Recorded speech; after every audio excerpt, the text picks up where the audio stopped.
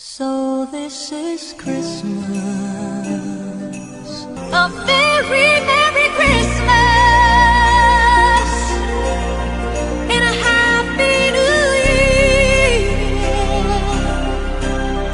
Let's hope it's a good one, without any fear.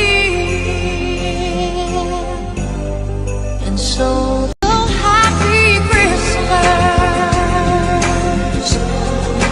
black and for white, for yellow and red ones.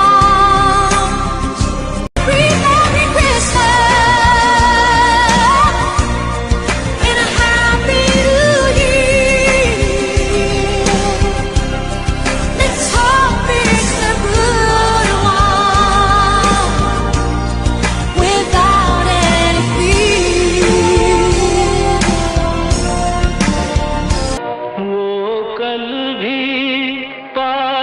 पास थी वो आज भी करीब है।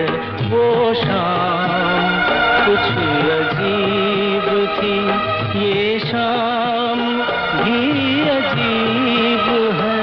वो कल भी पास पास थी वो आज भी करीब है। वो शाम कुछ अजीब थी। झुकी हुई निगाह में कहीं मेरा ख्याल था।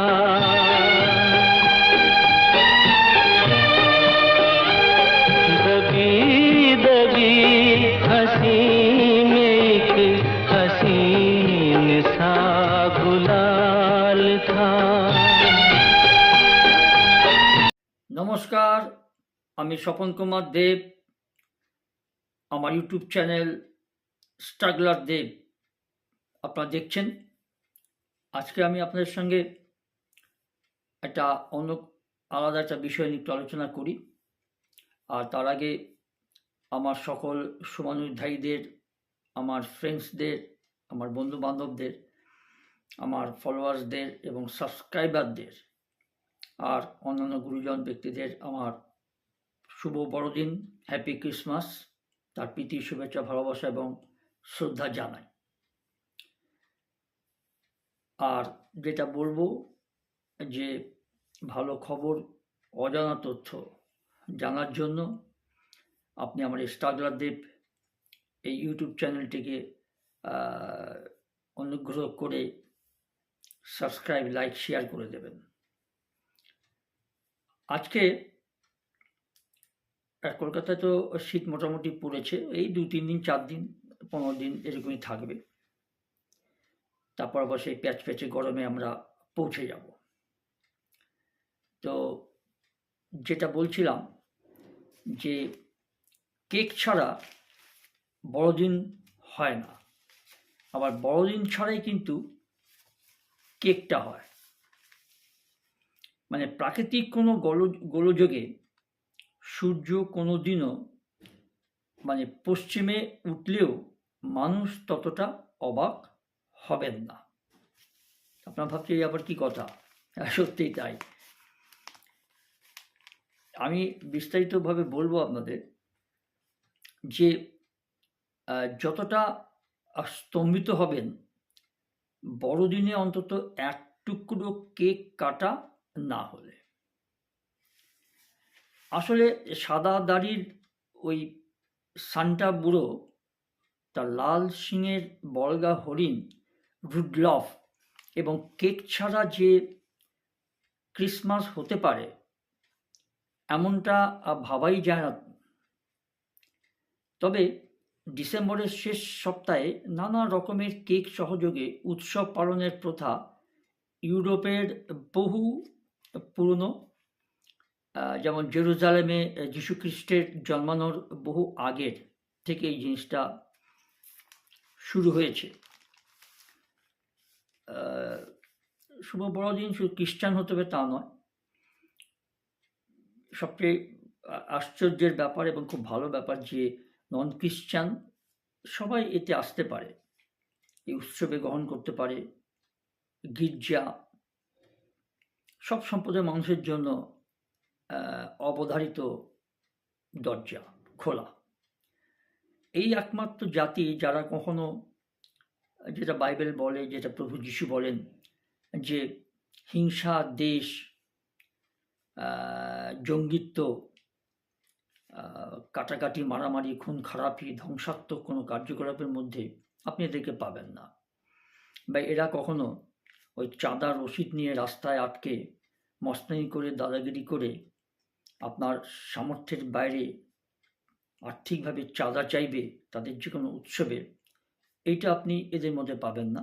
আপনি শুধু খ্রিস্টান বলেন, আপনি জৈন, বৌদ্ধ, এরাও ঠিক এরকম ওই চাঁদা রসিদ নিয়ে দাদাগিরি মস্তানি করে চাঁদা তুলবে, তারপর সেই চাঁদা দিয়ে লোককে অস্বস্তি বাড়িয়ে, যার তো 5 টাকা দেওয়ার ক্ষমতা তাকে মারধর করে গায়ের জোর দেখিয়ে 50 টাকা আদায় করবে। এই ধরনের কাজ এই কিছু সম্প্রদায় কখনো করে না। এরা শান্তপ্রিয়। এই ধর্মর মানুষেরা বা ধর্মাবলম্বী মানুষেরা, এটা দেখুন গৌতম বুদ্ধ লিখে গেছেন তার ধর্মগ্রন্থে, বাইবেলও যীশুখ্রিস্টের তার বাণী আমরা সকলেই জানি অল্প বিস্তর। যারা খ্রিস্টান নই তারাও তো ভালো মতোই জানবো, কারণ এটা নিয়ে মোটামুটি একটা জনপ্রচলিত একজনের থেকে আরেকজনে যায়, তার জন্য খ্রিস্টান হতে হয় না। আর অনেকে আছে বাইবেল না পড়েও, মানে বাইবেল না পড়ে বলছি না, বাইবেল নিশ্চয়ই তিনি পড়েছেন, হয়তো তিনি খ্রিস্টান নন, এটা আমার অভিজ্ঞতা থেকে বলছি। তিনি একজন খ্রিস্টান পাদ্রীর থেকেও অসাধারণ জ্ঞান রাখেন, অথচ তিনি কিন্তু খ্রিস্টান নন। তো যাই হোক, এসব অনেক অভিজ্ঞতা আমার আছে। তা আমি ওনাকে, উনি এখন নেই অবশ্য জগতে, যাই হোক, তা এরকম মানুষ আপনি পাবেন যে খ্রিস্টান হতে হবে বলে যে বাইবেলের সব পদ মুখস্থ রাখতে হবে বা বাইবেলের প্রত্যেকটা ভাষ্য বা অধ্যায়গুলো মনে রাখতে হবে তা নয়। কিন্তু নন খ্রিস্টান যারা আছেন অনেকেই বিদগ্ধ মানুষ, আমি মানে সেই ধরনের শুভবুদ্ধি সম্পন্ন শিক্ষিত মানুষদের কথাই বলছি, তারা কিন্তু এই খ্রিস্টানদের ব্যাপারটা খুব ভালো মতো জানেন, অথচ তারা কোনোদিন মানে খ্রিস্টানিটি তারা গ্রহণ করেননি। হ্যাঁ, কিন্তু তারা চার্চে যান, এই বিশেষ বিশেষ দিনে যান, উপভোগ করেন। তা সেই জন্যই বলছি আমি, এই কটা সম্প্রদায় জৈন, বৌদ্ধ যারা আছেন, বা আপনি শিখদের মধ্যেও দেখবেন, খ্রিস্টান তো অবশ্যই, এটা কিন্তু কখনো মানে তোলাবাজি কথা বলছি এই জন্য যে তোলাবাজি করে কখনো তারা কোনোদিন তাদের নিজস্ব ধর্মীয় অনুষ্ঠান পাবলিকের কাছ থেকে টাকা তুলে চাঁদা তোলেন না। তবে কেউ যদি অনুগ্রহ করে ভালোবেসে শ্রদ্ধা সহকারে যদি কেউ দান দেন, সেটা আলাদা কথা, তারা সেটা গ্রহণ করে। আর যাই হোক, আমি সেটাই বলছি যে আজ যে সময়টা বড়দিন নামে পরিচিত, ডিসেম্বরের সেই শেষ সপ্তাহে ইউরোপের মানুষজন কেক সহযোগে পার্টি করে উদযাপন করতেন অন্তত 2500 বছরেরও বেশি আগে, এবং পরবর্তীকালে খ্রিস্ট ধর্মের প্রভাবে এই উৎসবের রূপটাই পুরোপুরি বদলে যায়। তার মানে যীশুখ্রিস্টের আগমনে 2500 বছরের আগেও এই ধরনের একটা উৎসব হতো, আমাদের দেশে না হলেও ইউরোপ কান্ট্রিতে হতো। আর আপনি ইউরোপ কান্ট্রির বিভিন্ন রকম নামে দামি যারা ফুটবলার বলুন, ক্রিকেটার বলুন, সবাই কিন্তু ঘরে তাদের এই বড়দিনটা খুব সমারোহে পালন করেন। এটা একটা মানে খুব ভালো দিক, জানার দিক। মাঝে মাঝে তারা ছবি দেন পেপারে, হয়তো আপনারাও দেখেছেন, আমরাও দেখেছি। আর এই আটার সঙ্গে বেদানার দানা, মধু এবং নানা ধরনের ফল মিশিয়ে ঘন এবং অনেকটা মিষ্টি পাউরুটির মতো এক ধরনের খাবার তৈরি করতেন ইউরোপের রাঁধুনেরা। আর অনেকেই বলতেন যে সেই দিনের সেই খাবারই পরে বিবর্তিত হয়ে আজকের এই কেকে বা কেক উৎসবে পরিণত হয়েছে। তার মানে এটা আমরা জানলাম যে ২৫০০ বছর যীশুখ্রিস্টের জন্মানোর আগে থেকে এই প্রথাটা ইউরোপ কান্ট্রিতে মোটামুটি প্রচলিত ছিল। আর যে সময়ের কথা, তখনও খ্রিস্টধর্মের প্রচলন হয়নি। শুধু তাই নয়, তখনও যীশুখ্রিস্ট জন্মাননি। দেখুন ব্যাপারটা খুব জানার ব্যাপার। আর গোটা ইউরোপের বেশিরভাগই তখন বিভিন্ন ধরনের লোকধর্ম বা প্যাগান ধর্ম মেনে চলে। আর এই ধর্মের পুরোহিতরা পরিচিত ছিলেন ড্রুইড নামে, যারা ছোটবেলায় অ্যাস্টোরিক্সের কমিক্স পড়েছেন। তাদের কাছে এই পেগান এবং ড্রুইড শব্দ দুটো নতুন নয়, এটা একদম ঘটনা, ফ্যাক্ট। আর এই ড্রুইডদের নির্দেশে প্যাগান ধর্মে বিশ্বাসীরা পুজো করতেন প্রকৃতির, কোনো দেবদেবীর বা কোনো মূর্তিকোনা পুজো করতেন না। আরেকটা কথা হচ্ছে যে অবাক করা বিষয় হলো, পৃথিবীর বিভিন্ন প্রান্তে মোটামুটি এই একই সময়ে প্রায় একই রকম এই ধরনের প্রকৃতি পুজোর প্রচলন ছিল। এরই মধ্যে একটা হলো সূর্যের দক্ষিণায়ন শুরুর ঠিক উৎসব পালন। আর ভারতেরও এই শীতেই তো নবান্ন উৎসব হয়। আর প্রায় ২৫০০ বছর আগে ডিসেম্বরের ২১ থেকে এই ২২ তারিখের মধ্যে নাগাদ আজকের ইউরোপ যে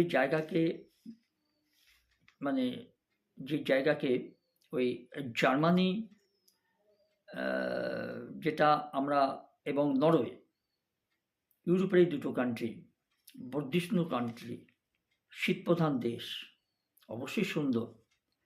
এই জার্মানি এবং নরওয়েতে যারা বলে চেনেন এই দুটো দেশ, সেই জায়গায় বাসিন্দারা ইউল নামে একটি উৎসব পালন করতেন নরওয়ে এবং জার্মানিতে।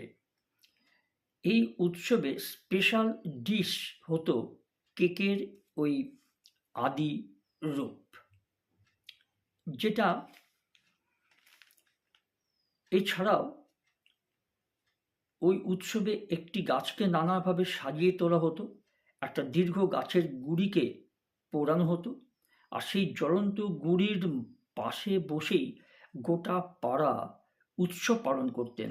পরবর্তীকালে পেগান ধর্ম বিলুপ্ত হয়ে যখন ইউরোপ যিশুর শরণ নিল, সেই সময়ে পেগান এই ধর্মাচরণ পদ্ধতির অনেকটাই মিশে যায় খ্রিস্টান ধর্মাচরণের সঙ্গে, এই সিস্টেমটার সঙ্গে। আর ক্রিসমাস ট্রি তো সরাসরি সেই ইউল ট্রি থেকেই এসেছে।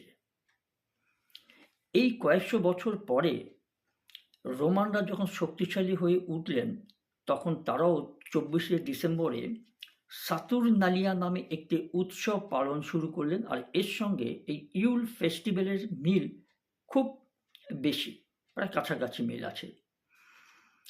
আর এই উৎসব পালনের সময় পরস্পরকে উপহার দেওয়ার প্রথা শুরু হয়। এগুলো ইউরোপের কথা বলছি আমি। এবং সেই প্রথা আজও জারি আছে। সান্টা ক্লজের এই যে উপহার দেওয়ার রীতিটা, সেটা ওখান থেকে কিন্তু এসছে।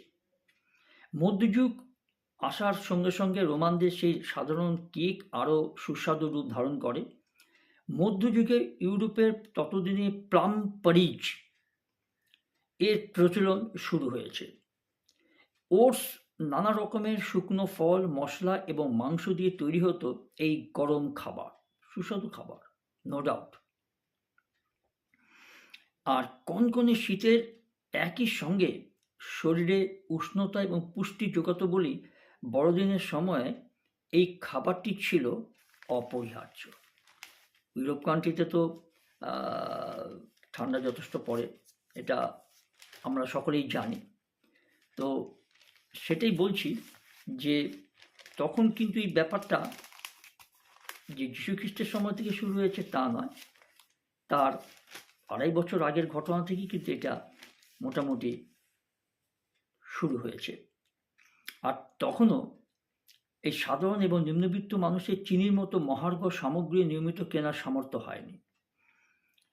পরে চিনি সহজলভ্য হওয়ায় এবং বেকিং পদ্ধতির উন্নতি ঘটায় প্লাম পরিজ আরও মার্জিত এবং উৎসবের উপযুক্ত প্লাম কেক এটাতে রূপান্তরিত হয়। 16শো শতাব্দীর মধ্যে এই প্লাম কেক অত্যন্ত জনপ্রিয় হয়ে ওঠে এবং বর্তমানে আমরা বড়দিনের যে কেকের ঐতিহ্যের সঙ্গে পরিচিত সেই রূপ নিয়ে চলা শুরু করে। এই পরিজের পরিধান ছেড়ে ময়দা, ডিম এবং মাখন সমৃদ্ধ একটা কেক একটি বেকড খাবারে পরিণত হতে শুরু করে। এই শুরুটা সেভাবে শুরু হলো। বর্তমান অবশ্য প্লাম কেকের পাশাপাশি সারা দুনিয়াতে stollen, buche de Noel, king cake, sponge cake এবং আরও নানা রকম কেকের জনপ্রিয়তা আকাশ ছোঁয়া। এগুলো আপনি কলকাতায় নিউ মার্কেটে সাধারণত পাওয়া যায়, সব না পাওয়া গেলেও, কিন্তু ইউরোপ কান্ট্রিতে এগুলো আপনি পাবেন। আপনি England, German, Brazil, Norway, Australia, America, এই যে বিভিন্ন রকম এশিয়ান কান্ট্রি এবং ইউরোপ কান্ট্রিগুলোতে, ফ্রান্স, এগুলোতে আপনি পাবেন এগুলো। তারা এই বড়দিনটা আমাদের হিন্দুদের দুর্গাপুজোর মতোই দুর্দান্তভাবে পালন করে। তার ছিটে ফোঁটা আপনি কলকাতায় তো পাবেন না বা আমাদের দেশে পাওয়া যায় না। যতটুকু আমরা পার্ক সার্কাসে দেখি, পার্ক স্ট্রিটে, সেটা কি মনে করি বিশাল ব্যাপার। যাই হোক, আমি এটার সঙ্গে এটা তুলনা করছি না, কথা প্রসঙ্গে আমি এটা আপনাদেরকে বললাম। আর বড়দিন এবং ইংরেজি নতুন বছরের আবহে সারা পৃথিবীতে অজস্র কেক বিক্রি হয়। ব্যবসায়ীরা প্রাণ ভরে ধন্যবাদও দেন প্রভু যিশুকে। কিন্তু তার জন্মের বহু বছর আগে যারা আটাতে বেদানার দানা, নানা রকম ফল আর মধু মিশিয়ে আজকের কেকের এই আদি রূপটি তৈরি করেছিলেন, সেই ধন্যবাদের কিছুটা অংশের তারাও কিন্তু যোগ্য দাবিদার। এটাই আমি আপনাদের একটু জানাতে চেয়েছিলাম, এই ঘটনাটা, যে এইভাবেই মোটামুটি এই বড়দিনের কেকের উৎসবটা পালিত হতো। তার মানে এই নয় যে এই কেকের উৎসবটা শুধু এই 25শে ডিসেম্বর বড়দিন উপলক্ষেই হতো, তা নয়। এই 2.5 বছর যিশুর জন্ম হওয়ার আগে থেকেই এই প্রথাটা প্রচলিত ছিল। তাই এটা একটু আপনাদের শেয়ার করব বলে আমি আজকে এই লাইভটা করলাম। আশা করি ভালো লাগবে। ভালো থাকবেন, সুস্থ থাকবেন। আজ টাটা, বাই বাই।